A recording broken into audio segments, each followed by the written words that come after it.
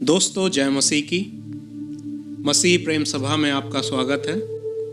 अपनी सीरीज को आगे बढ़ाते हैं। मत्ती रचित सुसमाचार अध्याय 7।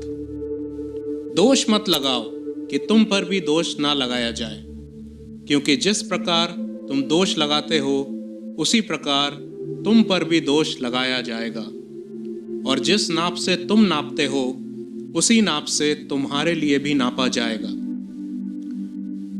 तू क्यों अपने भाई की आंख के तिनके को देखता है और अपनी आंख का लट्ठा तुझे नहीं सूझता? जब तेरी ही आंख में लट्ठा है तो तू अपने भाई से कैसे कह सकता है, ला मैं तेरी आंख से तिनका निकाल दूं? हे कपटी, पहले अपनी आंख में से लट्ठा निकाल ले, तब तू अपने भाई की आंख से तिनका भली भांति देखकर निकाल सकेगा। पवित्र वस्तु कुत्तों को ना दो और अपने मोती सुअरों के आगे मत डालो, ऐसा ना हो कि वे उन्हें पांव तले रौंदें और पलटकर तुमको फाड़ डालें। मांगो तो तुम्हें दिया जाएगा, ढूंढो तो तुम पाओगे, खटखटाओ तो तुम्हारे लिए खोला जाएगा। क्योंकि जो कोई मांगता है उसे मिलता है, और जो ढूंढता है वह पाता है, और जो खटखटाता है उसके लिए खोला जाएगा।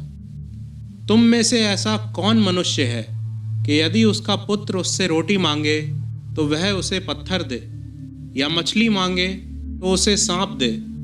अतः जब तुम बुरे होकर अपने बच्चों को अच्छी वस्तुएं देना जानते हो, तो तुम्हारा स्वर्गीय पिता अपने मांगने वालों को अच्छी वस्तुएं क्यों ना देगा। इस कारण जो कुछ तुम चाहते हो कि मनुष्य तुम्हारे साथ करें, तुम भी उनके साथ वैसा ही करो, क्योंकि व्यवस्था और भविष्यवक्ताओं की शिक्षा यही है।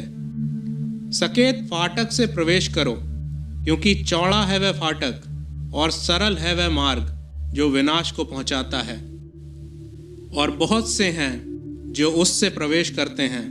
क्योंकि सकेत है वह फाटक और कठिन है वह मार्ग जो जीवन को पहुंचाता है, और थोड़े हैं जो उसे पाते हैं। झूठे भविष्यवक्ताओं से सावधान रहो, जो भेड़ों के भेष में तुम्हारे पास आते हैं, परंतु अंतर में वे फाड़ने वाले भेड़िए हैं।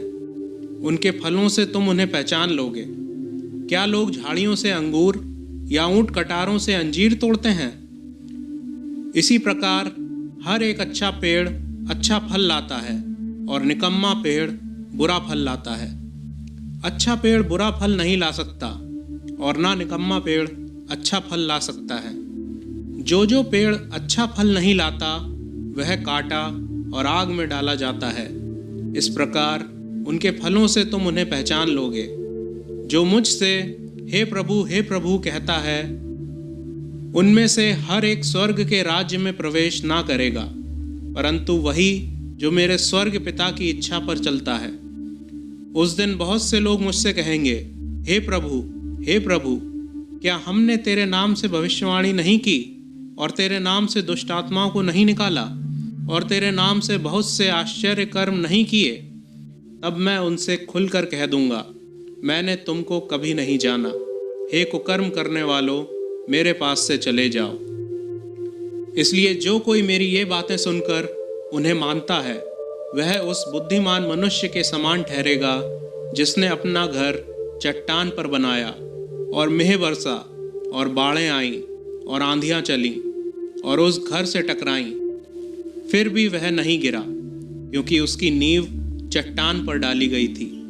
परंतु जो कोई मेरी ये बातें सुनता है और उन पर नहीं चलता, वह उस निर्बुद्धि मनुष्य के समान ठहरेगा जिसने अपना घर बालू पर बनाया, और मेह बरसा और बाढ़ें आईं और आंधियां चलीं और उस घर से टकराईं, और वह गिरकर सत्यानाश हो गया।